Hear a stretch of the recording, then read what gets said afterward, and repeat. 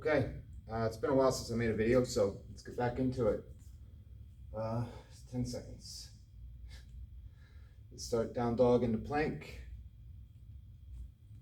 All right. So I'm preparing for Miami in about a week. I'm going to Miami. Got the IBJJF Miami Open. Gonna stay with Mar while I'm down there. Hit the beach a little bit. Check out, do a little bit of going out after the tournament, but not too much. I'm on a 6 a.m. flight back the day after the tournament, so we can't be out all night long doing this and that. It'll be fun. I've been having a pretty good run here with jiu-jitsu, although I did have a loss down in Texas. I made some adjustments. I think I understand what happened and can only do better next time. But I think my record now is just shy of 80 wins and 9 losses. And I feel better than I ever have. So I think I'm doing the right things. But what a trip to Texas. I did a lot of other things other than jiu-jitsu. Went into some sort of canyon. Saw all kinds of interesting rocks and things. Got into a bar fight in a strip club. I ate that 5-pound steak. Well, I ate most of the 5-pound steak. I failed the challenge. Had to pay like $72 for failing the challenge. Had a lot of fun out in Texas. And on the drive back, we took like a detour on the way back. Went through Amarillo and stopped in Illinois where weed was legal and got super introspectively high. Thought about a lot of things. You know, like people talk about how they have like anxiety, and even when the stuff that's causing the anxiety is gone, they're like sad. They're like sad that they spent so much time being sad. It's like, well, whatever, man. But like in a couple years, like if you're sad now because you used to be sad, in a couple years you'll look back on being sad now, and then you'll still be sad because you have some sad thing to look back on. Whatever. It's like just don't feel that way. I don't know.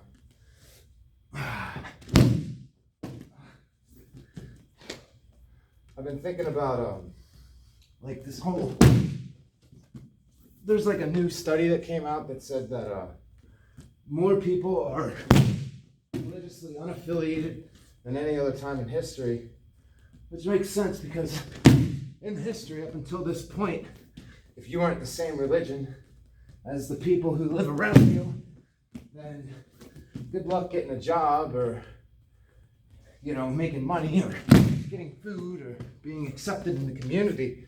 And if you're not accepted in the community, like, good luck surviving. And that's like the best case scenario, is that people just neglect you. Worst case scenario, they'd like burn you at the stake or stone you, all sorts of things. But I guess the world's a little bit more free now for people to believe what they want to believe and do what they want to do. So like I think it's like 25% of people are religiously unaffiliated, something which is apparently the biggest number ever. And with all the coronavirus stuff and political stuff and Trump and all these things, it just seems like people are replacing this religious need in their lives with politics and the science or something like that. Something's definitely going on there, and I suspect even more than it just happening organically, somebody somewhere in the chain of things is trying to direct it. And something I was thinking about the other day was how many similarities there are between like woke stuff and sin. Like the idea of like no man is without sin, everyone's born with like original sin, and like you could be the most like progressive, liberal, donating, person or whatever it is, but if you're like a white guy, they're still gonna be like, your fucking grandfather probably was racist or something like that, and he might have been, I don't know. But like somehow that's like your sin, the sins of the father or something like that. It's just a stunning amount of similarities if you really start thinking about it.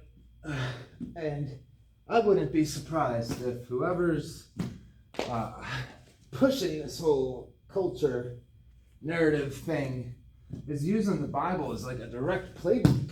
Not that I don't really believe that the Bible's, some omnipotent presence of God in our world, but I do believe that it's a very, very detailed document that describes like the nature of humans, and if you were to use that as a playbook to be manipulative, you could probably be pretty successful with it. Spin the legs. So that's going on. There's a part of your brain, like everybody has like a part of their brain that's there just to interpret and process religious stuff. So I think humans kind of need some sort of belief system, whether it's the science or politics or, Muslims or whatever it is. I think it's helped humanity like overall in the net. It's net positive because you don't see like lions and squid building cities and going to the moon.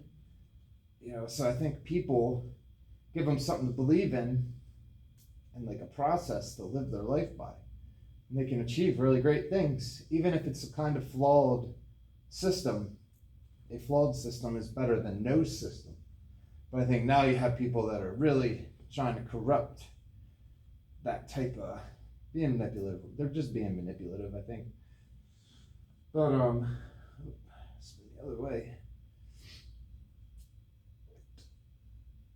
So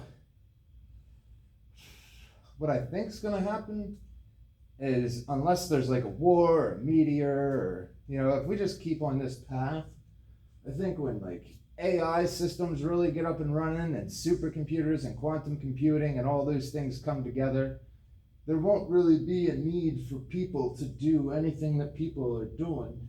And some people aren't going to be okay with just being taken care of like a pet by the system. So some people are going to die off. I think most people will be all right, spending time with their family, having a couple drinks, maybe doing a little jiu-jitsu, going to the movies. Now the movies will probably be entirely AI generated, and no real actors will be involved, and farming will be taken over, and won't really be much of a need for people to be lawyers anymore and all that stuff. Now they have robots doing wrestling, though. I saw that the other day. For these push-ups, I want to do 4 seconds down, 4 seconds at the bottom, then shoot up. And don't worry about the reps. Worry about the isometric type hold. So 1, 2, 3, 4. Up. 1, 2, 3, 4. Up. 1, 2, 3, 4. 1, 2, 3, 4. Up. 1, 2, 3, 4. 1, 2, 3, 4. 1, 2, 3, 4. 1, 2, 3, 4. 1, 2, 3, 4. 1, 2, 3, 4. 1, 2, 3, 4. 1, 2, 3, 4. 1, 2, 3, 4. 1, 2, 3, 4. 1, 2, 3, 4. 1, 2, 3, 4. 1, 2, 3, 4. 1, 2, 3, 4. 1, 2, 3, 4. 1, 2, 3, 4. 1, 2,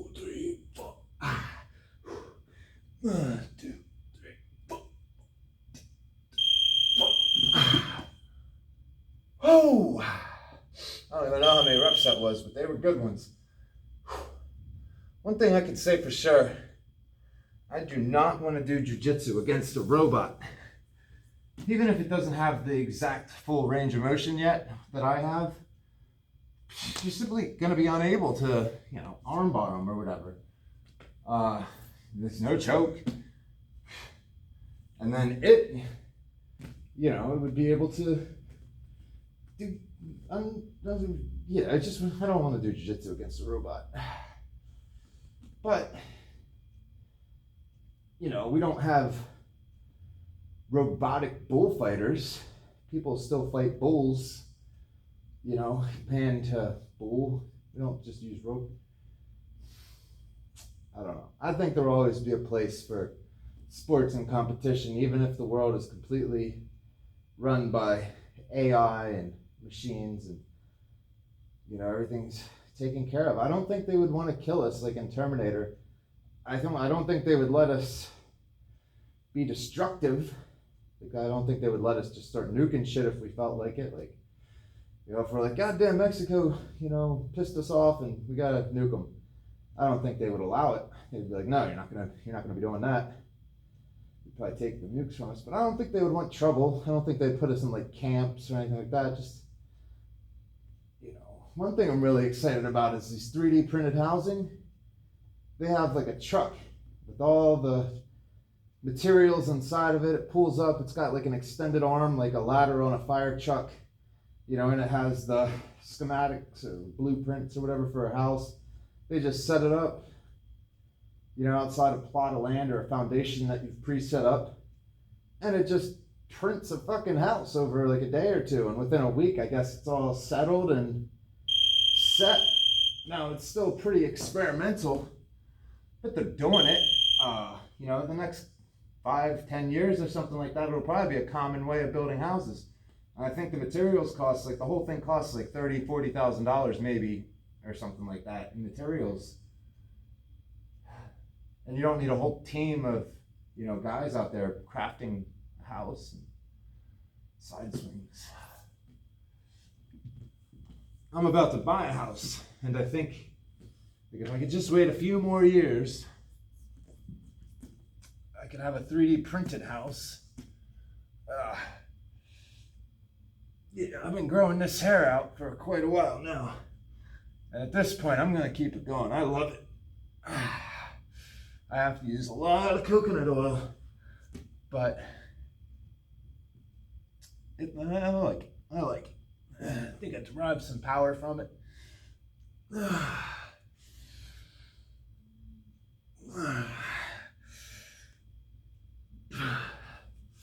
When it gets real long, though, I don't know what's going to happen in the jiu-jitsu matches.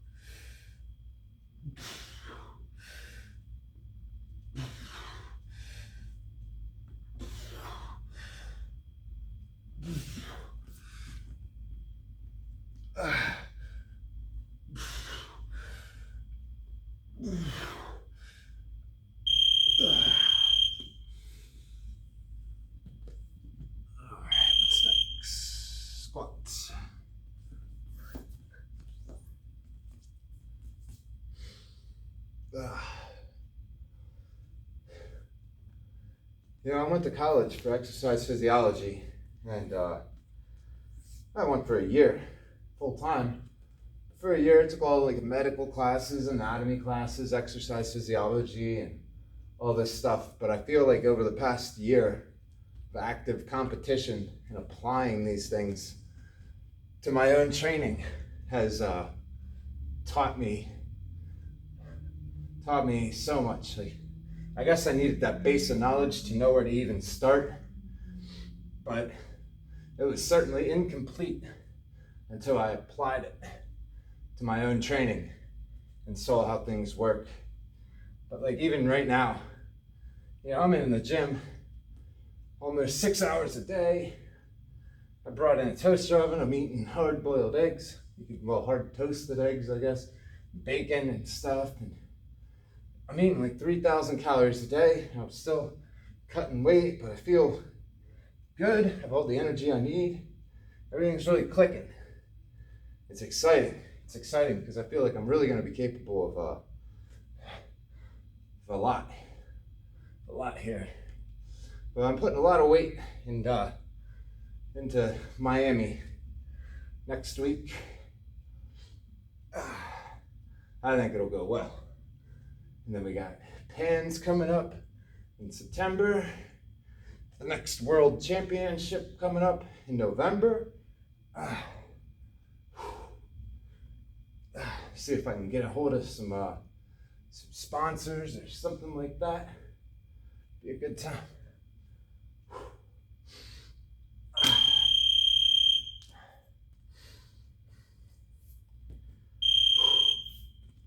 What is next? Yoga abs. They might have a different, I think they're forest abs or something. I don't know. All right.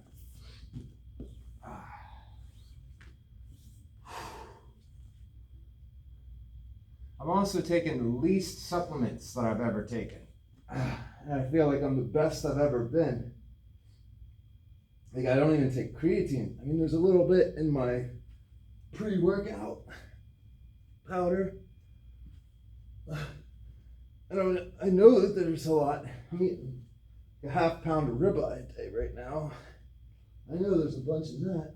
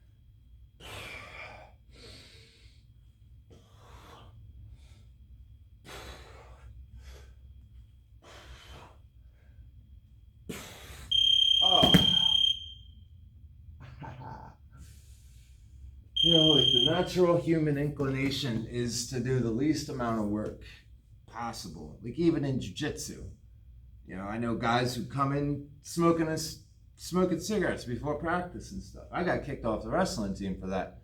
But, I know great guys, literally great guys at jiu-jitsu that smoke cigarettes because once you learn jiu-jitsu so well, it doesn't require extraordinary effort.